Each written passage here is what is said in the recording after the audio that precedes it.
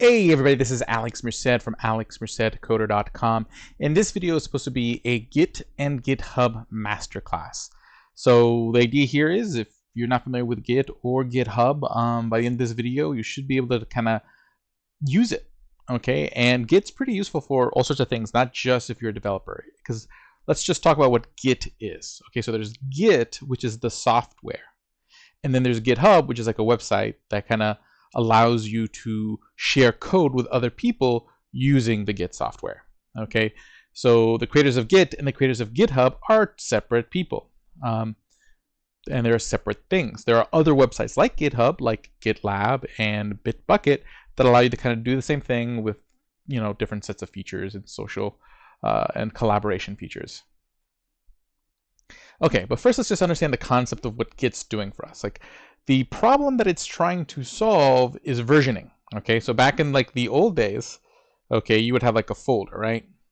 Let's see, here's we'll just use this to represent like a folder. So you'd have like a folder of files. Okay, so let's say right here you have, let's just grab this. We'll say you have file.txt.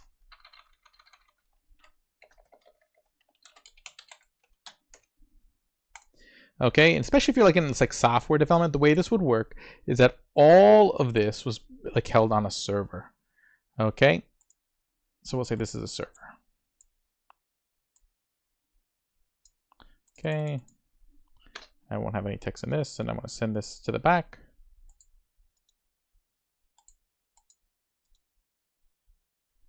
Okay, arrange, send the back. So there we go. So basically what would happen is that you would have this information on the server, and now you worked on it on your computer. Okay, so like let's say here's like your computer,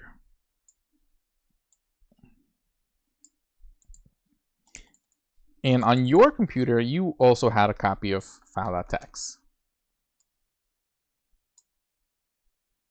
Okay, and let's say, like, you know, you're not the only person working on this file.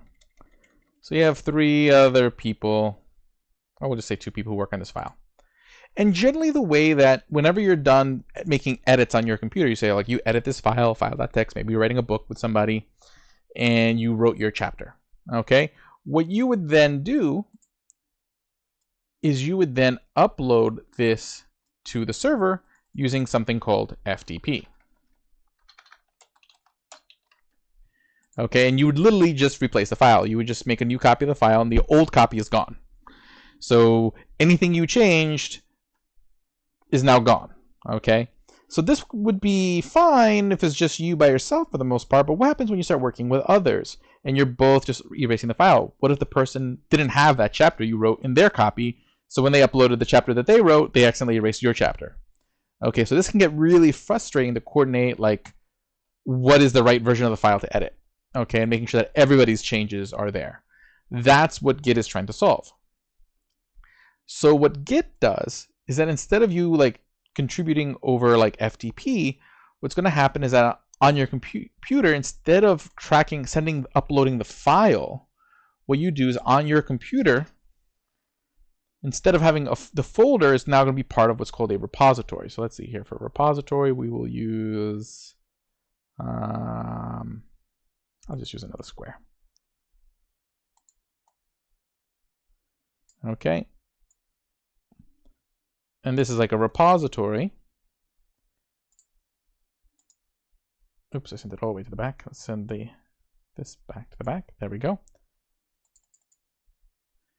Okay, so this square here is a repository. Let me just put some text on it to make that obvious. Okay, a repository. Okay, so this is a repository, and what a repository is in the Git world, it's a folder that's being tracked.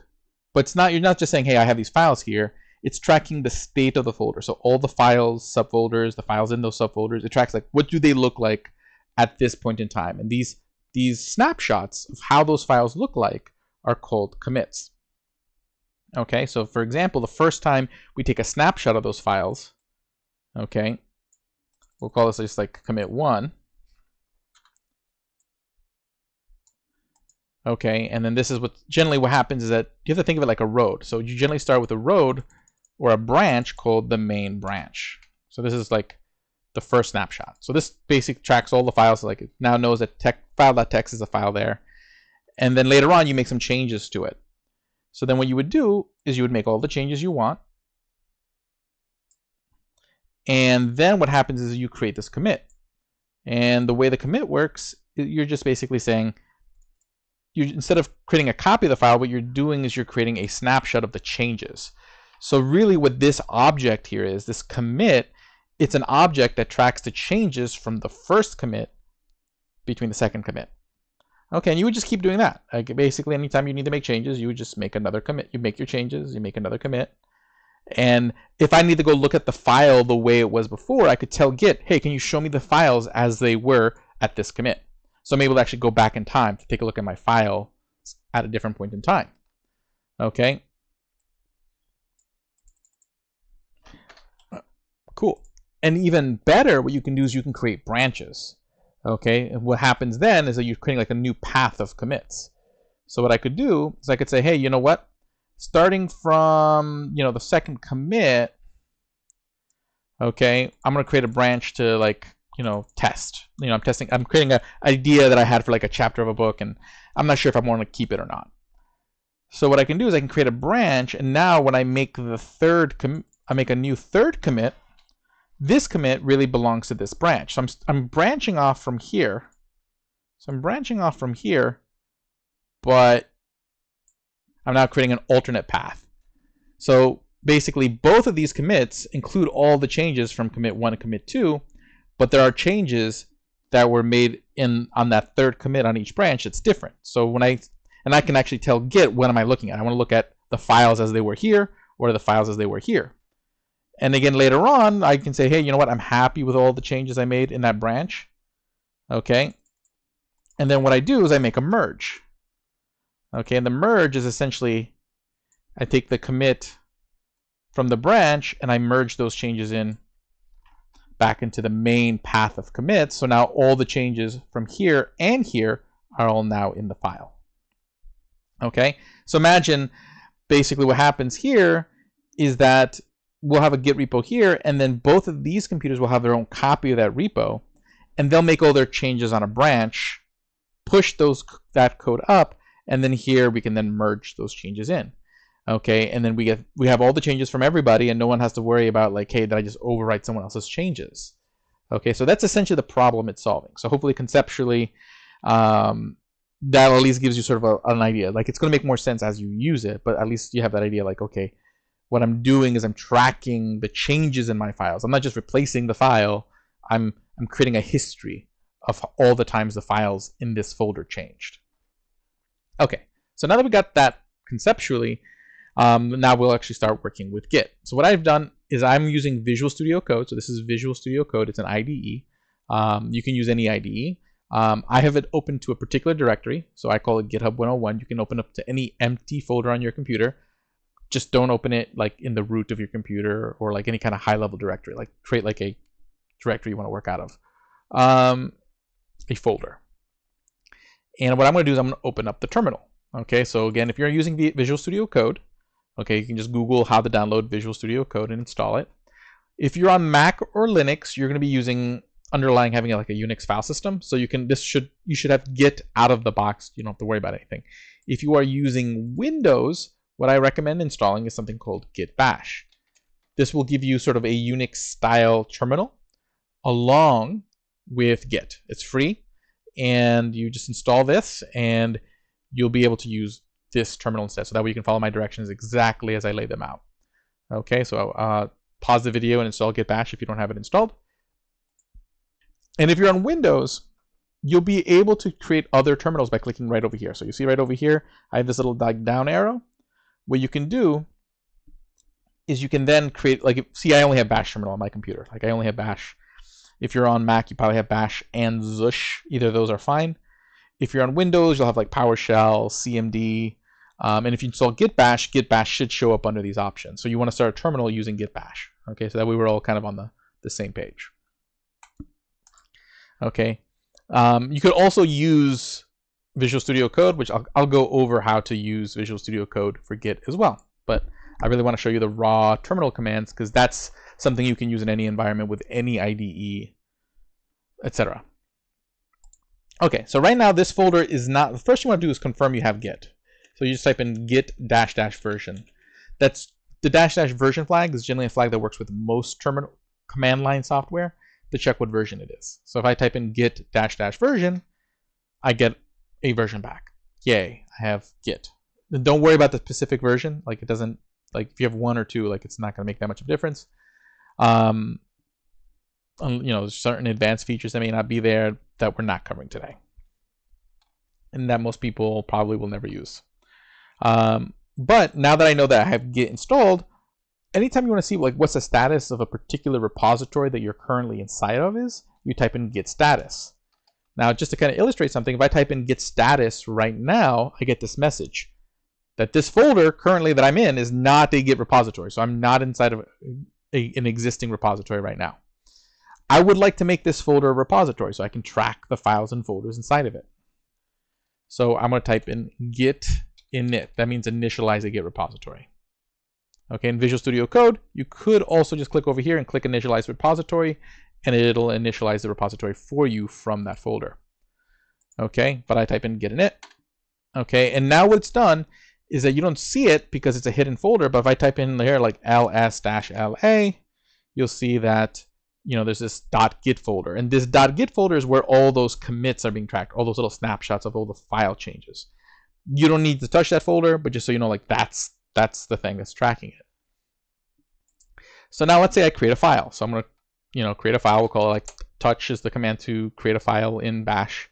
So I'll say like touch file.txt. We'll just use the same exact example we did before. Okay, so file.txt. Wonderful. Okay, nice. Now that file's there. If I type in Git Status, okay, you see, I see this message that says like file.txt is read. That means that the changes of that file, because it doesn't automatically track the changes to everything in the folder. I have to tell it, say, hey, these are the files in this folder, in this repository I want you to track. So first I'm going to do is I can either add the file individually, so I can type in like git add file.txt. I could add like the whole folder, so I could just be like git add dot, because dot represents the current directory. I could also do git add -a, which represents, meaning it'll go through the entire repository and look for anything that is currently not being tracked. So I'll do that.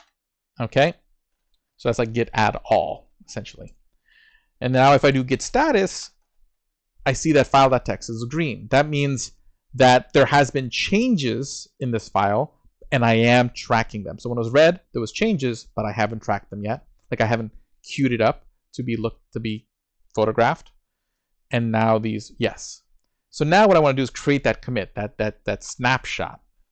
So I do git commit -m. This is very important because I'll show you what happens if you don't do the -m. So if I do git commit and that's it, notice how it opened up this text editor. This is technically, I'm in something called Nano. If you're on Mac, it'll open up Vim. Not sure what it'll open up on Windows. But this is just a console text editor. And most people get really thrown off by this. Okay, really what they're asking you to do here is just like enter some text as to what the message for this commit is. Okay, so, you know, I'll just enter some text and say like initial commit. It's my first commit. Now for Nano, and I can tell that I'm in Nano because it says so. If you, sometimes you'd be in Vim if you're on Mac, and that's the thing, like, oh, you'll notice a bunch of squiggly lines on the side. To exit Vim, you would do :WQ.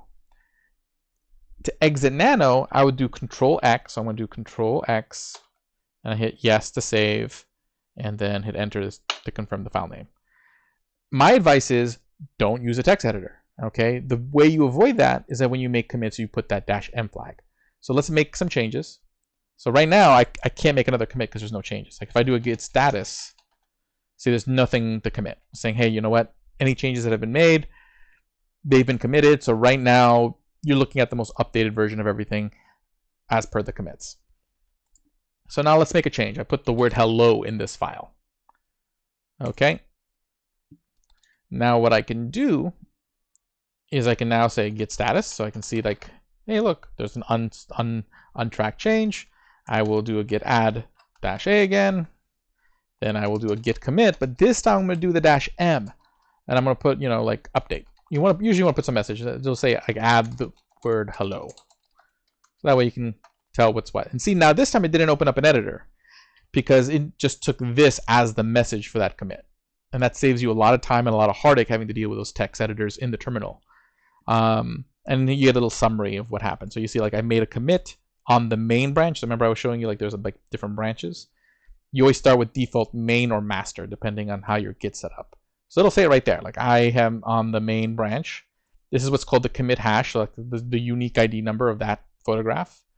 And there's the message, and then here's like a summary of, you know, how many changes and insertions were done.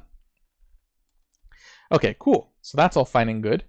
Now I can type in Git Log, and Git Log will show me all my previous commits. So I can see like here right now I have 2 commits. Okay, add the word hello, add the word, and there's my initial commit. Now the cool thing is, going back to that image from before, I have this whole history there. Okay, and basically the idea is that Git is always going to show you, so when you're looking at your computer, Git's controlling what the files look like. Okay, so anytime, and it's always based on what's called a pointer called the head. So there's like a little pointer. Let's see, let me find a good like pointer type thing. I guess this works. Let's rotate this. Okay, and let's just say this is like the head. Okay, so by default, it's always going to point to the tip of the branch that you're on. So right now, it's pointing to the tip of main. Okay, you know, and then let's say I decided to move that pointer to sit there and look at the files at a different point. All I have to do is move the head pointer. Okay, I can move it, and then what it's going to do is just going to change all the files as it was at that point. Okay, so let's say right now I'd actually like to go look at the files as they were at that initial commit. How would I do that? Okay, oops, now I want to open that up. I want to be back over here. Okay, now to quit out of this, so you see how like this little colon there, I can just hit Q, and it takes me right out of that. But to move that pointer, I can just do git checkout. That means move the head. Okay, and then I'm going to copy the hash, so that's the commit I want to look at. Space. I put in that git checkout. Boop. Okay, head is now pointing. Oh, no, that's the wrong commit. That's the newer one. I want to go back to the older one. Copy. Git checkout. And see, hello disappeared. Okay, hello disappeared. Okay, the reason is because right now I can see in my prompt that Git is currently looking at, we move the head to this particular commit. So I'm looking at the files as of that commit. So if I wanted to look back in the past and see, hey, I want to take a look at how the files look like at this point, I can just point it to a specific commit. I could point it to a branch. So I could actually say like git move to test branch, so git checkout test, and then it would move it to the tip of that branch. So it would move it like over here. Okay, so that's essentially what's happening. Basically, Git is tracking all the changes in files and through objects like this, and then I can move the head around wherever I want. Okay, so that's like the story there. Cool. Now this is all fun and good. This allows me like to keep track of files on my own computer, but generally we want to work as teams. We want to share. So this is where GitHub comes in. Okay, so I'm going to head back to main. So I'm going to do like git checkout main. And see, that moved me back to the tip of the main branch.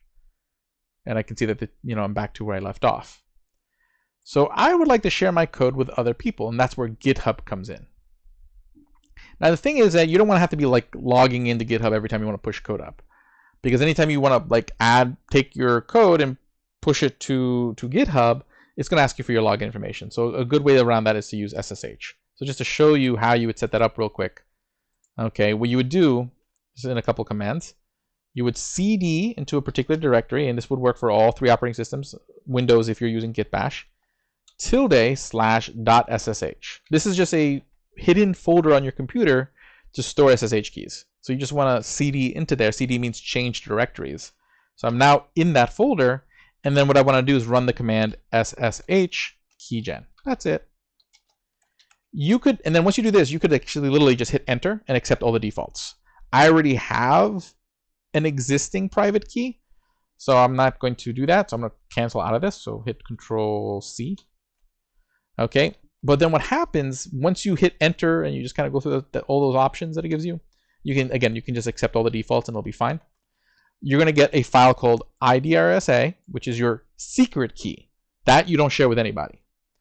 And then you're going to get this file IDRSA pub, meaning your public key. This is what you want to share with GitHub.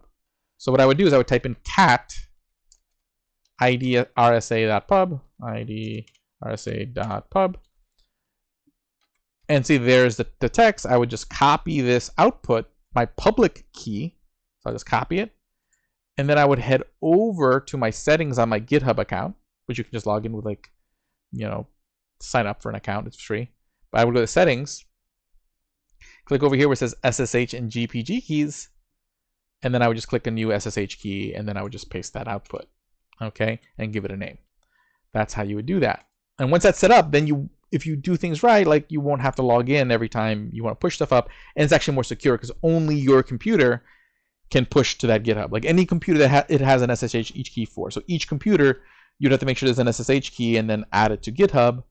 So that way GitHub knows that computer is allowed to push this account. Okay, or you can just put in your username and password every time. That's also an option.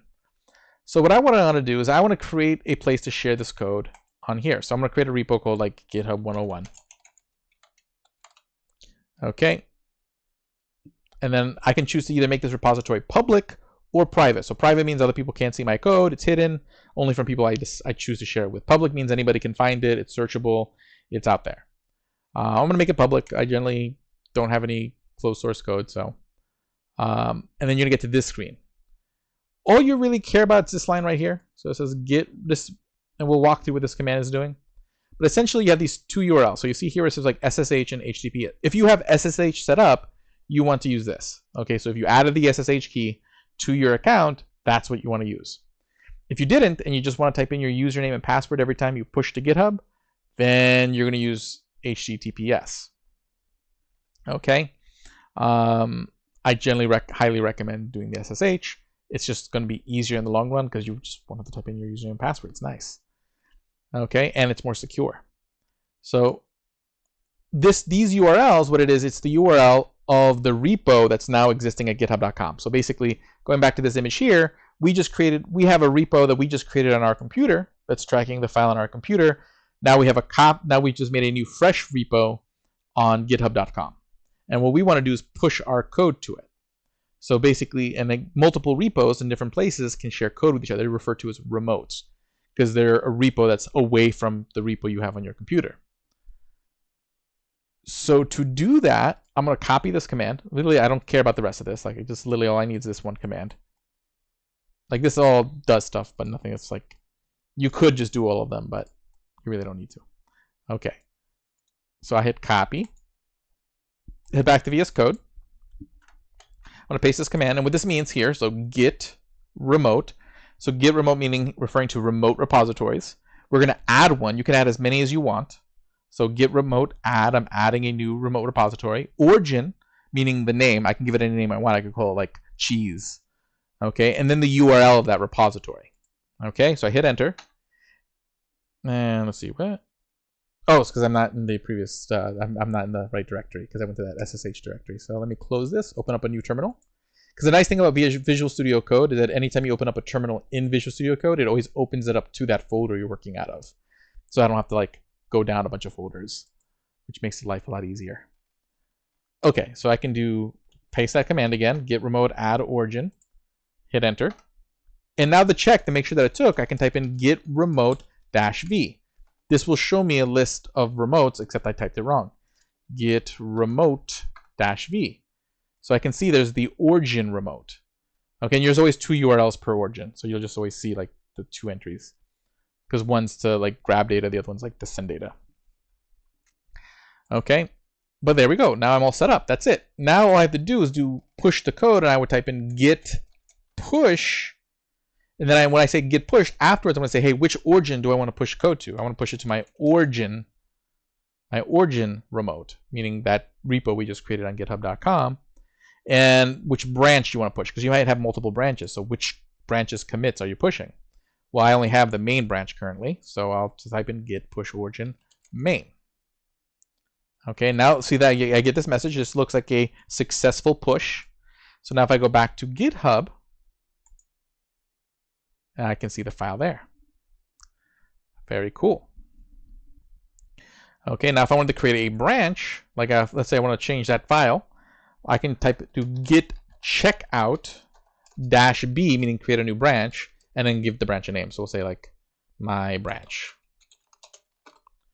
Okay, so I switch over to my branch, and see right now, like you can see that my branch has changed. And if you're ever wondering, you can always type git branch, because different people's prompts will be different, but you can always just do the command git branch, and see it lists the branches that exist, and the asterisk is next to the one that I'm currently on. So now I'll make some changes and say like hello, goodbye, and then I'm going to do the whole git add -a to add those changes. I'm going to do a git commit -m, goodbye. Okay, now I've made that commit. And now watch what happens when I change between branches. So if I do git checkout main, go back to the main branch, the goodbye goes away. If I do git checkout my branch, and see the goodbye comes back, because you see each branch is a different is essentially a different path of commit. So I can have a completely different version of the file happening without having to make any changes to that main branch. So that way you can have different developers work on their branches, and then when they're ready, I can go and I can push this. So I can go do a git push. So I can do git push origin, but this time I want to push my branch. So I'm going to push my branch. And now when I go to GitHub, I click, see this shows you the branches, and see now I have 2 branches here on GitHub. And let's say I want to take that code from my branch and merge that in there. All I do is I can do what's called a pull request. And with a pull request, I'm saying, hey, take the code that's in my branch and merge it in with the code that's in main. So I'll say, hey, create a pull request. This is generally how open source works. You would make a branch, and then you would push your code up, and then make a pull request to the original source code, and the maintainers of that code can then approve or like disapprove that pull request. So like, I don't like the changes you made, or there's something wrong, and leave notes and reject it. So then I can make any notes and whatnot. In this case, I'm gonna take this pull request, confirm, merge. Okay, and so now the main branch has been updated. So now if I go over here, see I'm looking at the main branch, I can tell because it says that right here. And I go in the file.txt, now it says hello, goodbye. So it actually has the changes that I made from the other branch. But that doesn't update my computer's code. Okay, my computer still has, so if I go back to main, git checkout main, see it still says hello, not hello, goodbye. Because I updated the remote repo, not the local repo on my computer. So to pull down those changes, to pull that commit that just got created over there on GitHub, I can type in like git pull origin main, and that'll pull any new commits on main from the remote repo. And see now goodbye is there. And that's generally how you would work with another developer. Okay, I can push changes I make from a branch, pull them in to the main branch, and then everyone will update their code by pulling down the changed code. So pull will pull down any updates, push will allow you to push updates up to GitHub. Okay, and again, you can do this not just GitHub, you can also do this with Bitbucket, GitLab, and other remote repositories. Just GitHub's the most popular. The other really cool thing about generally I think all of them do this, is you can use markdown files to create like documentation. So I might create like a file called usually you create a file called readme.md is the main file. And then you can use a language called markdown to say, hey, like this is my documentation. So like 2 hashes is like an H2 equivalent to HTML. Okay, and then this is like a block quote. So like this is a block quote. Okay, here's like a list. Hey, how are you? And if you're wondering how this is going to look like, you can actually preview this in Visual Studio Code. So I can right click this. Well, actually, yeah, and click open preview. And to see like that's like the result. Okay, pretty cool. But now what I can do is I can do like git add -a, git commit -m, added a README. That's the message for this commit. And then I'll do a git push origin main to push this code up to GitHub. And if I refresh, if I go back to the main GitHub repo, and you can see like there's the README in action. Okay, and the cool thing about a GitHub is I can actually go in there and like have this GUI to go explore deeper everything I've done. So I click over here and say like, hey, there's been 5 commits. And I can see the list of commits, take a look at the code as of those points. You know, if you can go over here to insights, and if like there's multiple commits, multiple branches, you can actually see all sorts of visual data, like who's making the commits, you know, what branches are they coming from, all sorts of really cool information here. Okay, so you see like creating all sorts of like visual data and how often code is added to the repository, what dependencies, like if it, does it depend on anything else. So there's a lot of really cool like stuff that GitHub can do for you, which is why like GitHub's most popular. It has all these really nice features. And then if let's say someone has a problem, like let's say you have software and someone has like a problem with your code, they could actually create an issue on your repository and say, hey, I'm having this problem, can you help me out? And then if you know, if it's an actual bug in your code and it's open source, you can tell them, hey, you know what? You know, make a fork. So you can click over here and create a fork, which means they create their own copy, and they can edit their copy. And then when they're done, they can make a pull request from your from their copy to your copy to fix those pieces of the code. And then you can choose to whether merge those changes into your code. Okay, so that's pretty cool. There's like projects here. This is for like helping keep track of the state of projects. There's a wiki built in so that we can like make more documentation there and share data. So there's a lot of cool stuff you can do that's on GitHub. And one of the last things I want to make sure I point out is just like how you can use Visual Studio Code when you're managing your local Git repository. So if I were to make another change, okay, go here, cheese. Instead of using the terminal, like let's say maybe this is like you don't want to use this. What I can do is I can go back over here in this section of Visual Studio Code that has that manages Git. And what this does, it's listing all the changes. And instead of me having to type in like git add, what I can do is I can just click this plus button, and that adds the changes to staging. And then I would just type in a git commit message right here, you know, change to readme. Okay, change to readme. And then once I'm ready to commit, I just click this little check mark here. And there I've just committed it. Okay, and then this will publish the branch. So if I want to like push it up, I just click this. And I think it just pushed it. Let's just double check. So let me go back over here. And yep, there it is. See, it just made that push. Okay, and that's pretty cool. Okay, and then again, you can see a bunch of other stuff here. I can go here, like take a look at the previous commits, and then click a commits I want to look at visually. I can take a look at different repositories if I have multiple repositories going on. Generally, be careful with that. I can take a look at the history of files and like see what they've changed. I can take a look at which remotes I have. So I can like, if I wanted to add a remote. So right now I just have the origin remote that's pointing to GitHub, but I could add remotes from here, and so forth. Like I can do all sorts of cool stuff here. So that can make it so Visual Studio Code can make it a lot easier to manage your local Git repositories and easier to work with GitHub from one place. But now you've seen how you can do it from the command line if you don't want to use Visual Studio Code, like in case you want to use like Atom or using some other like JetBrains IDE or something like that. They generally have their own Git tools built in. And a reminder, not only is there GitHub, but there's also again gitlab.com, okay, and bitbucket.com, which offer similar services where you can create a repository, then add it as a remote, push code up to it, and whatnot.